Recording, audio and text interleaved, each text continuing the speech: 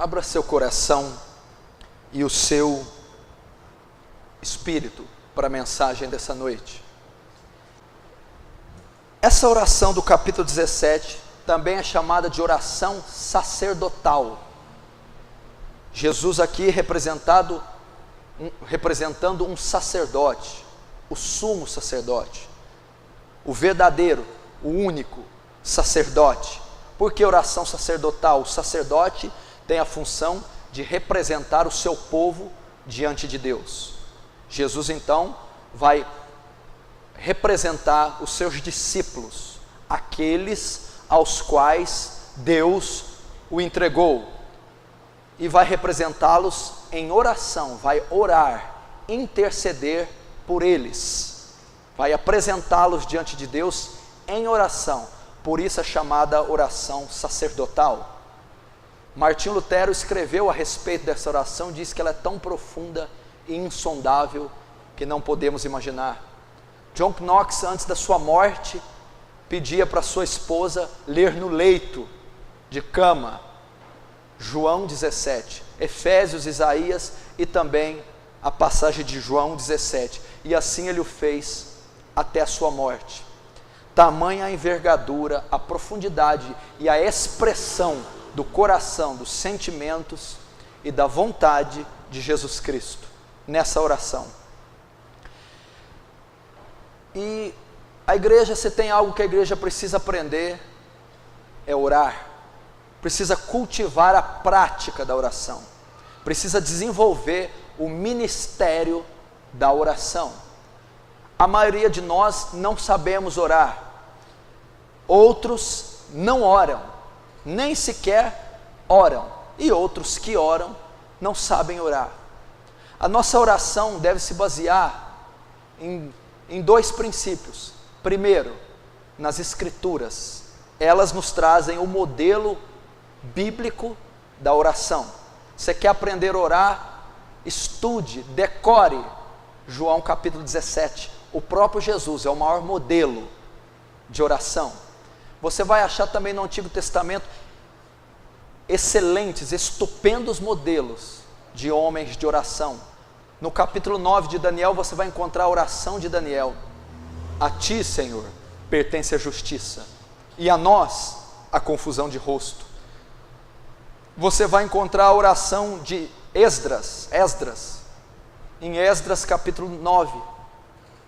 Você vai encontrar Neemias orando, no capítulo 1, a oração de Neemias. E depois no capítulo 9, você também vai aprender, Neemias 9, um modelo de oração. Você pode encontrar a oração de Salomão. Você pode encontrar no Salmo 90, a oração de Moisés.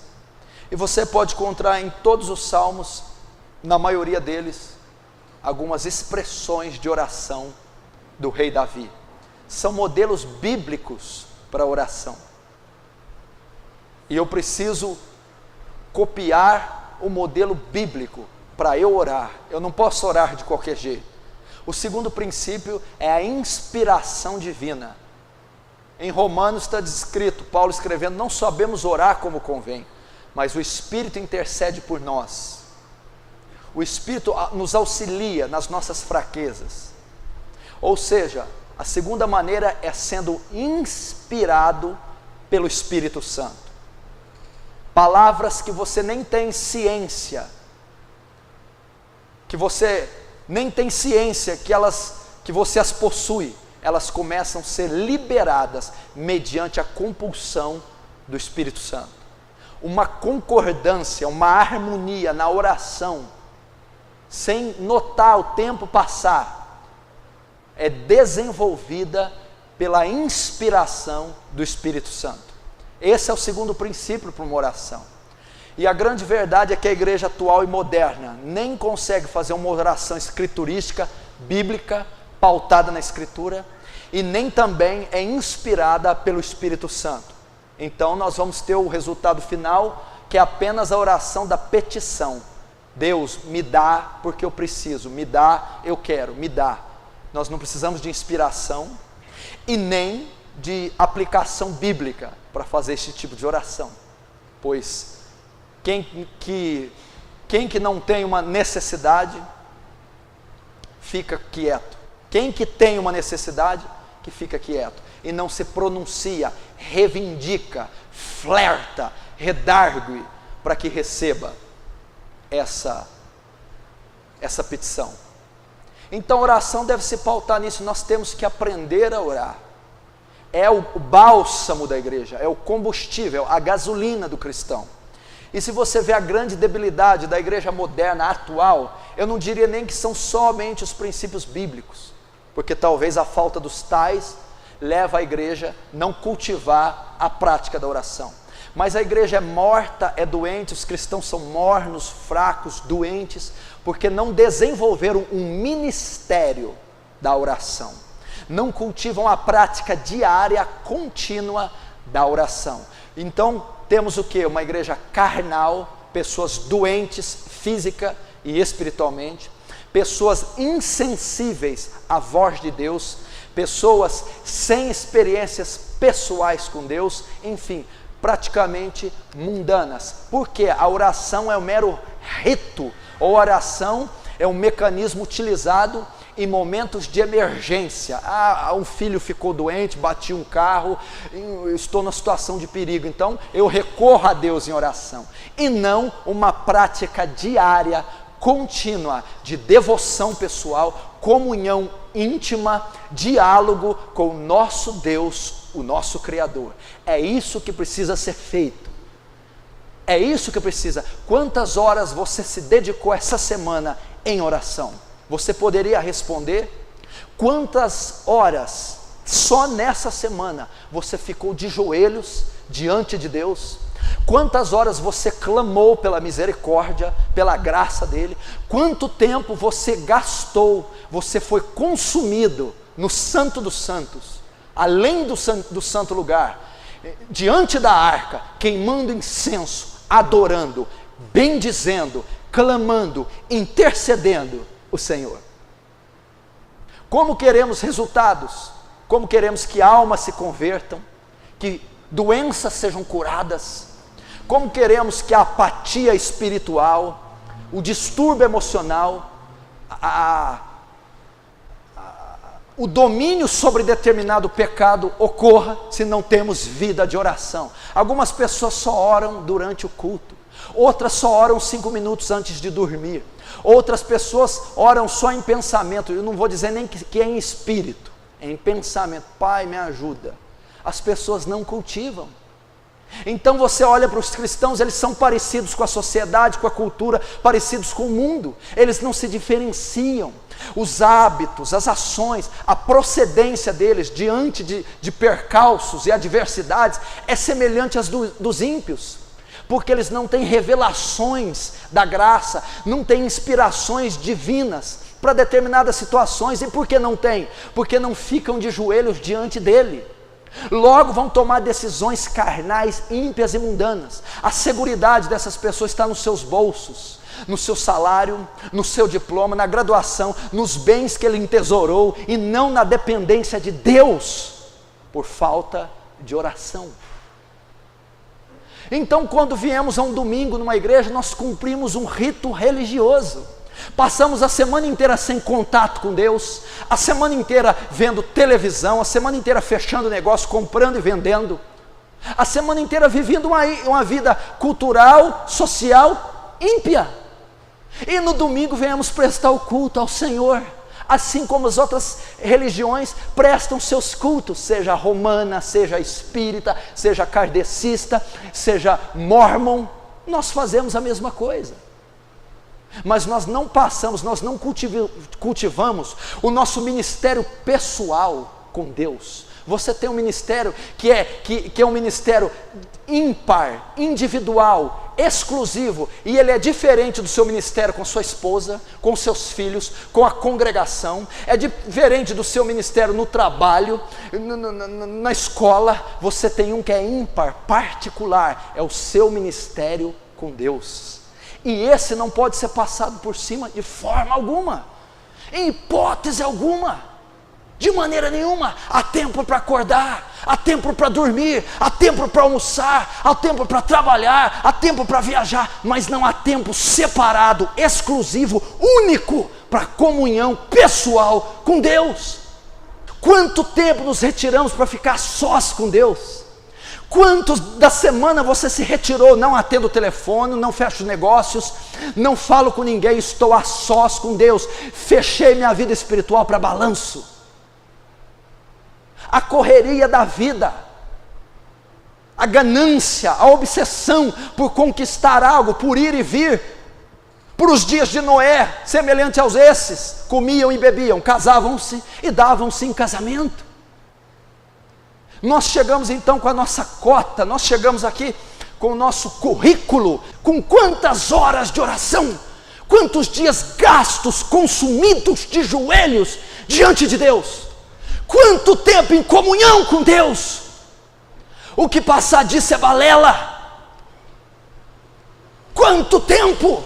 Não adianta tomarmos o banho, colocar nossa roupa e virmos aqui num domingo como meros religiosos, tentando obter alguma resposta de Deus, se essa não foi conquistada em luta durante o ano todo, lutando em oração. Nós não iremos receber. Nós vamos continuar vendo os mesmos versículos e tendo as mesmas revelações deles que tínhamos há 10 anos. Não virá algo novo da revelação. Nós continuaremos nos associar com aquelas pessoas que há anos estamos associando, relacionando, e elas não se converterão pelo nosso testemunho ou por qualquer outra forma, porque não passamos esses anos de joelhos por elas. Não ocorrerá. Precisamos cultivar. Jesus é o maior modelo de intercessão. Jesus, antes de escolher os 12 discípulos, os 12 apóstolos, subiu ao monte e passou a noite toda, porque o Filho de Deus necessitaria orar. Porque o Filho de Deus tinha que orar, se era imaculado, perfeito, era um com o Pai, tinha conexão aberta com o céu, para servir de modelo. Eu vos dei exemplo, para que assim como eu fiz, façai vós também. Se o Filho de Deus, impecável, cultivava assiduamente o ministério da oração, quanto mais nós, pecadores débeis, falhos, limitados, quanto mais nós. Então, passando a noite inteira orando, selecionou os 12 discípulos. Quantas decisões você toma, e antes de tomá-las, passa a madrugada toda orando, para que não cometa erros esdrúxulos. Quanto das suas viagens, visitas, negócios, propriedades, palavras, ações, são feitas depois de passar um longo período diante do trono da graça. Quantas? A oração.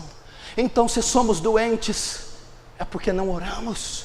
Eu não preciso inventar uma nova teologia, eu não preciso ter novas revelações. Se a palavra não mudar você, se ela não tirar você da zona de conforto, Jesus, todo o ministério nos 4 evangelhos, a eficácia foi pautada na oração, e subiu ao monte, esteve ali sozinho para orar.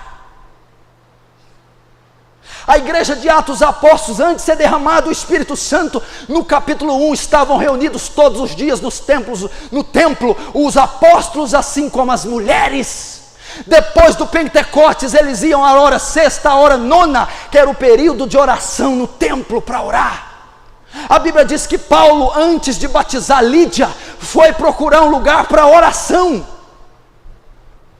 Cultivava o ministério da oração. Os feitos tremendos de Elias, e Elias orou com fervor, pedindo que não chovesse, e durante 3 anos e meio não choveu, e orou novamente pedindo que chovesse, então choveu. Elias conseguiu que 2 fenômenos da natureza ocorressem pela sua oração. Primeiro, pediu que caísse fogo do céu, e a oração de Elias produziu fogo de Deus, consumiu o holocausto. Segundo, Elias pediu que chovesse, que a natureza produzisse água, chuva. Pela oração de Elias, caiu água.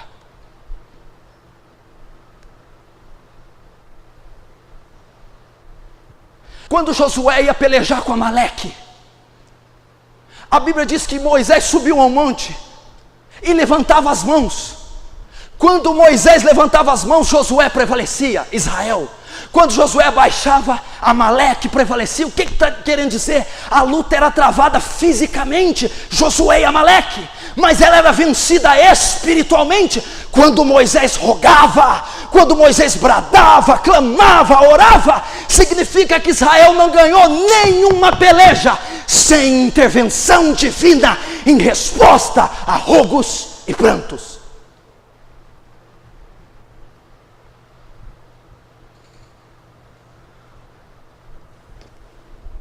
Quantos pais aqui que não são exemplos de oração para os seus filhos? Quantas vezes semanalmente o seu filho pega você de surpresa de joelhos? Quantos?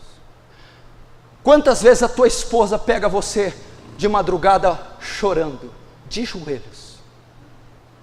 Quantas vezes esse ano isso ocorreu? Quantas vezes você, marido, viu sua esposa de joelhos? Quantas vezes, quantas deixamos de dar testemunho aos filhos, como queremos que eles cultivem a vida de oração, sejam fortes e poderosos, se não somos exemplos para eles, se não somos exemplos para a esposa, se não somos exemplos para o marido, ou para os nossos pais. Você sabe que o seu marido não é um homem de oração, não é isso que você está pensando? Você sabe que a sua mulher passa mais tempo na frente da TV do que estudando as escrituras e de joelhos. Você sabe disso, que ela é carnal e que provavelmente ela não vá para o céu. E você está clamando para Deus ter misericórdia dela, que ela está totalmente fora do contexto. Não é isso? Que você conhece ela há muitos anos e ela nunca foi uma mulher espiritual, nunca foi de oração, sempre uma mulher carnal. Não é isso? Somos fracos por isso, porque ele disse, em verdade vos digo, que se tiverdes fé do tamanho de um grão de mostarda, e dizer para esse monte, lança daqui para o mar, será feito. Tudo que pedindo em oração, crendo, o receberei, para que o Pai seja glorificado no Filho. Até agora não tendes recebido nada, porque não pedis e recebeis. É oração. Como você acha que essas situações vão mudar? Como você acha que vai haver progresso, que algo vai ocorrer na sua vida? Não vai ocorrer por qualquer outra forma, a não ser a intervenção de Deus em resposta à sua oração. Veja Josué, para que ele vencesse a batalha, a lua tinha que se deter em Ajolão, o céu, e em Gibeão. O tempo tinha que se alongar, porque se escurecesse, Josué perderia a batalha. A Bíblia diz que ele orou. Como é que é? Só venço a luta. Ele estava travando uma luta épica, clássica, histórica, ferrenha. Ele precisava mover uma montanha, precisava derrubar um exército inteiro, não tinha outra solução, somente se o dia se estendesse. Sol para em Gibeão, lua em Ajalon. A Bíblia diz que o dia parou, o movimento de rotação e translação da terra cessou. Ouviu a ordem de um homem, cedeu, foi subjugada, se rendeu à oração de um homem. Porque Josué diz, pare tempo, pare sol, pare lua. Então o dia parou de contar.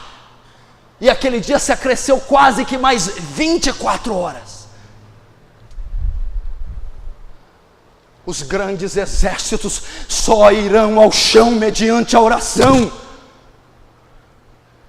As grandes montanhas da sua vida só serão deslocadas mediante a fervorosa oração intercessória. Não pense você que almas virão ao conhecimento da verdade sem que alguém esteja de joelhos gemendo por elas. Não virão. Não pense que o poder virá porque foi prometido, porque está na presciência, na soberania de Deus. Não! Derramarei água sobre o sedento. Águas fala do poder, águas fala do Espírito. Estar sedento fala de alguém que está perseverando, de alguém que clama de noite, que transpira, alguém que luta em Deus, com Deus em oração, até que essas águas sejam derramadas.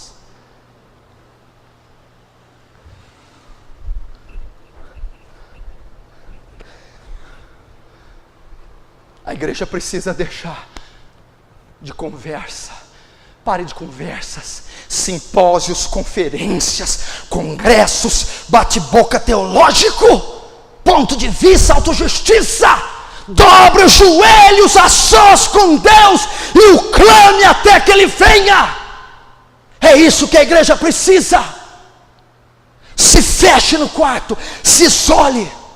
Se você ler as biografias bíblicas, Moisés foi ao monte e ficou 40 dias, não comeu nem bebeu. O que Moisés foi fazer ao monte? 40 dias, continuamente em comunhão com Deus. Lê a biografia de David Brainerd, lê o diário de David Brainerd. Você vai lá, que missionário notável, morreu com 29 anos, mas ele deixou um testemunho, uma biografia que é modelo ministerial para todos os homens de Deus, das gerações posteriores. Qual era o testemunho fantástico, a ser copiado por todos os outros séculos em David Brainerd? A vida devocional. O quanto ele ficava de joelhos diante de Deus, o quanto ele jejuava, o quanto ia aos bosques, às florestas, para ficar a sós em orações e jejuns secretos com Deus.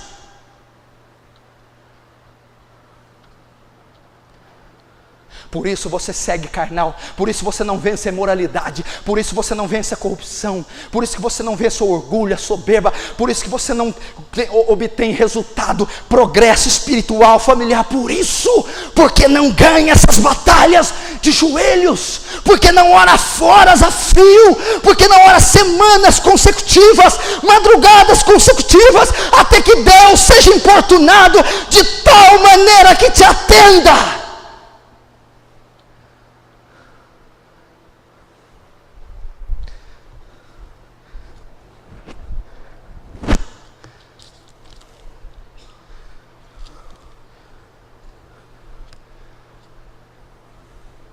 Esse é o segredo.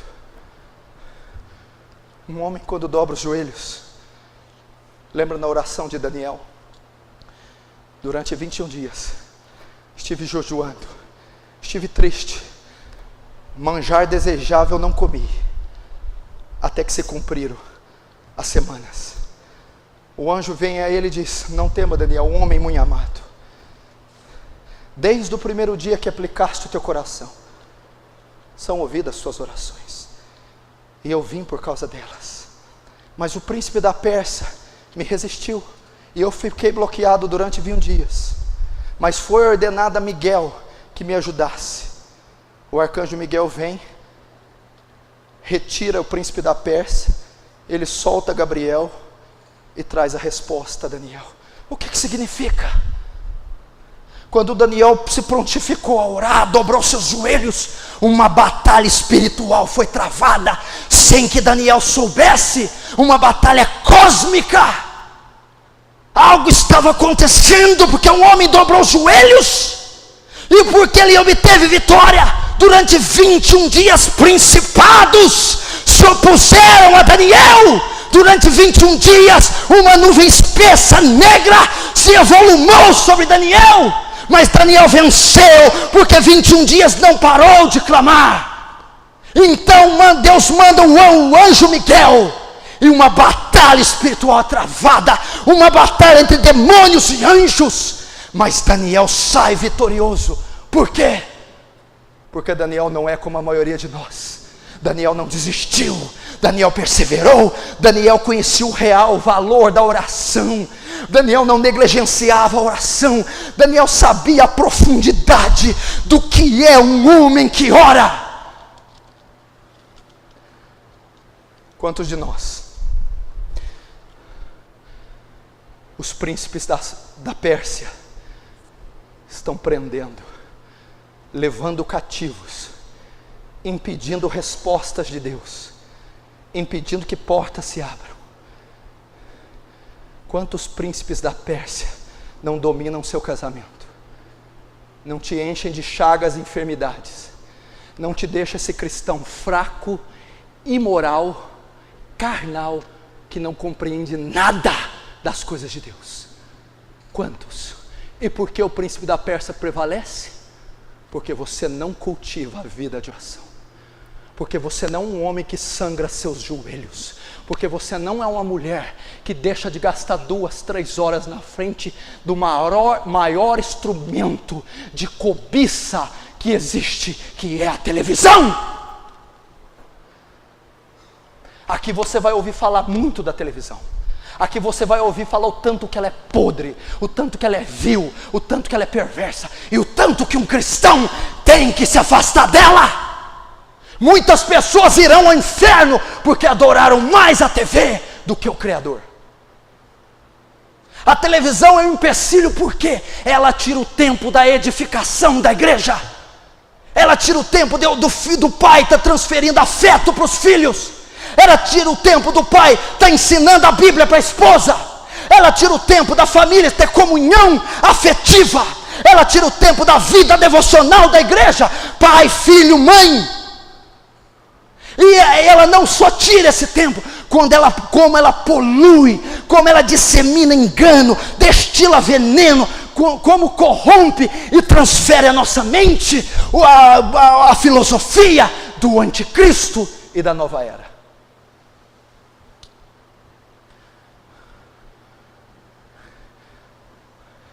Então, os príncipes da Pérsia seguem.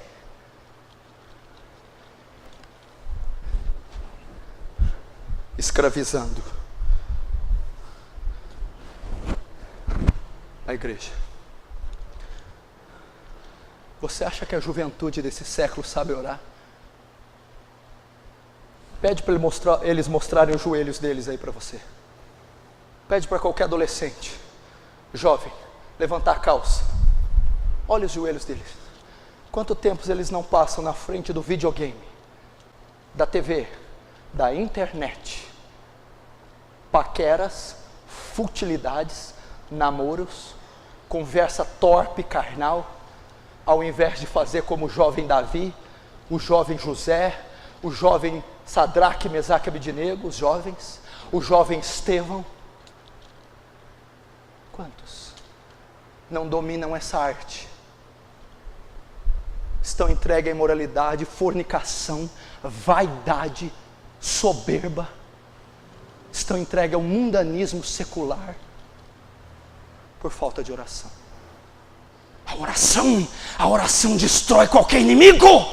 Não me diga que você tem uma chaga insolúvel, não me diga que é um gigante que não caia, não me diga que você nasceu com o pior pecado. Não há pecado, não há gigante, não há demônio, não há muralha que a oração não possa derrubar. Não há! Não há!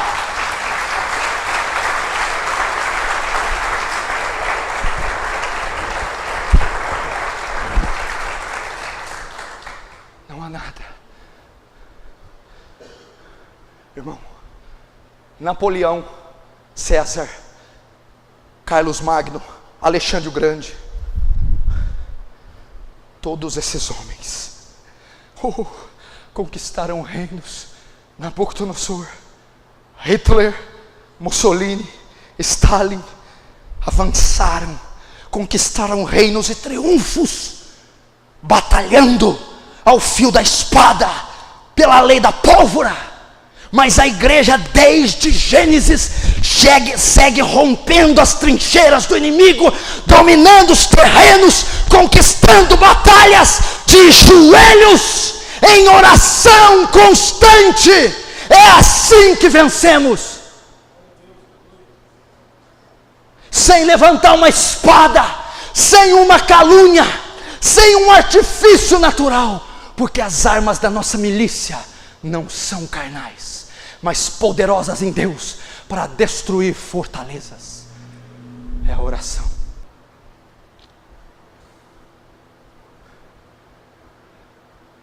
David Wilkerson, numa conferência, agora, com mais de quase 80 anos de idade, pastor da Times Square Church, autor do livro A Cruz e o Punhal. Nessa conferência ele não estava escalado para pregar, nem na qualquer preleção, mas Deus tocou nele e disse: vá lá. Então ele dá uma palavra de alguns minutos e disse assim: igreja, jovens, deleta teu Orkut, Facebook, sai da internet, sai da TV, sai do barulho, da parafernália eletrônica mundana, moderna. Tranque-se no seu quarto, fique a sós com Deus, busque a Deus, tenha comunhão com Deus, até que Ele se revele a você. E eu faço das palavras dele as minhas para você essa noite.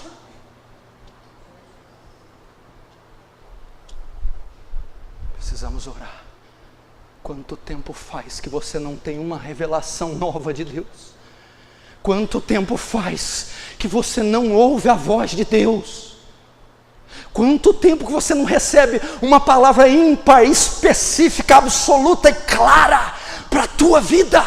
Quanto tempo você não tem uma experiência transcendente, espiritual, pessoal com Deus? Quanto tempo você está andando com o óleo do motor sem trocar?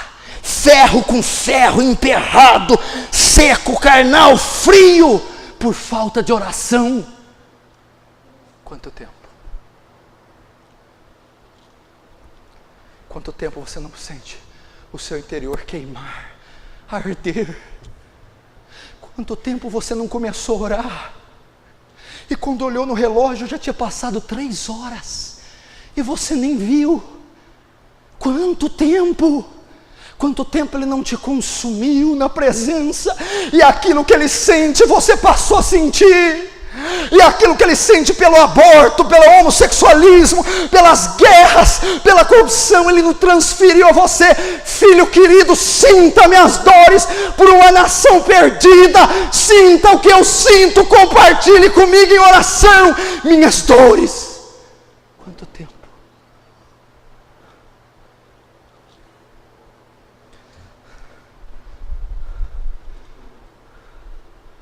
Quanto tempo? Oh Senhor, feche os seus olhos. Senhor, precisamos do Teu Espírito para levar isso à frente. Senhor, somos coniventes, acomodados, carnais, políticos, autojustos. Pai, é tão simples o que está sendo nos ensinado. É tão simples que o Senhor requer de nós. Que cultivemos a prática da oração. Que tenhamos comunhão contigo, como Teu Filho tinha. Que sejamos um com Teu Espírito, como Jesus era contigo. Senhor, tirado do livro de Zacarias, derrama em nós o espírito de súplicas, de ação de graças, de pranto. Coloque em nós o gemido, o choro que estava nos olhos e coração de Jeremias. Coloca, Senhor, os sentimentos de Neemias quando viu o estado miserável de Jerusalém. Coloca Daniel quando se deparou, meu Pai, com a apostasia e governo de Nabucodonosor, e disse: ó Senhor, a ti pertence a justiça, mas a nós a confusão de rosto. Nós pecamos, fizemos o que era mal aos seus olhos, eu e meus pais. Deus, Espírito Santo, atua nessa hora. Espírito Santo, é só você que convence o homem do pecado, da justiça, do juízo.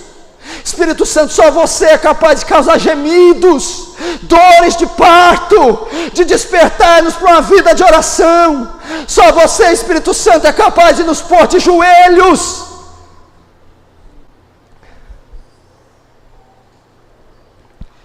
Vem, Espírito Santo.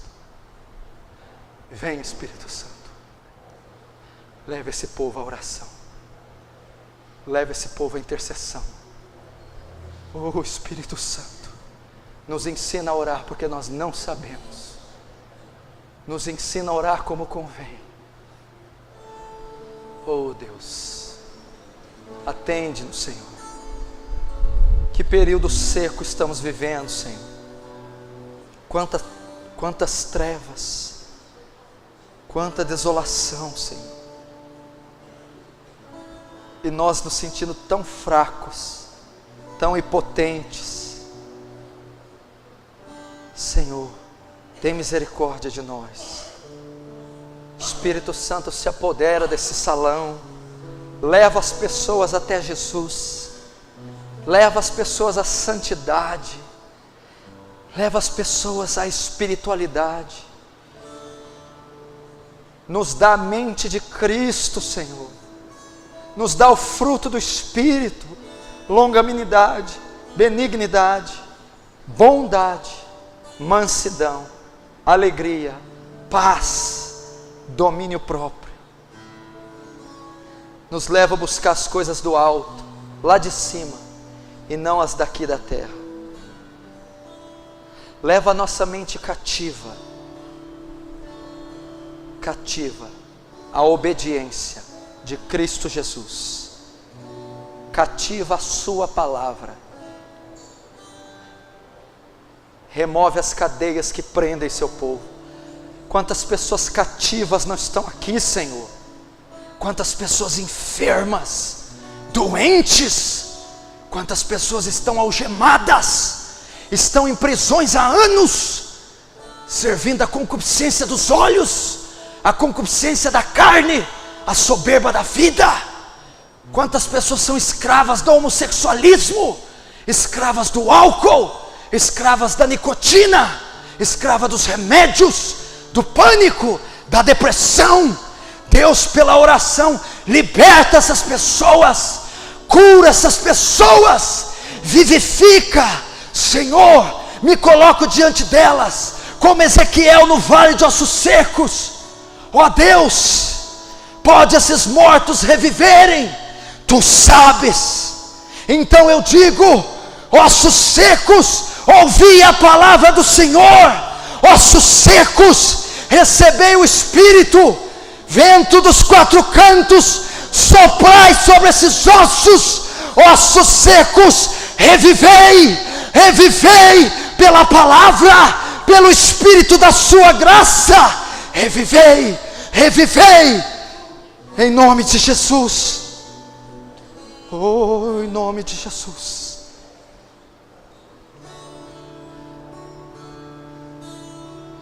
Pai, há abismos entre nós e o Senhor. Pai, há abismos entre nós e as portas abertas. Há abismos entre nós e a vitória, o triunfo, o progresso espiritual.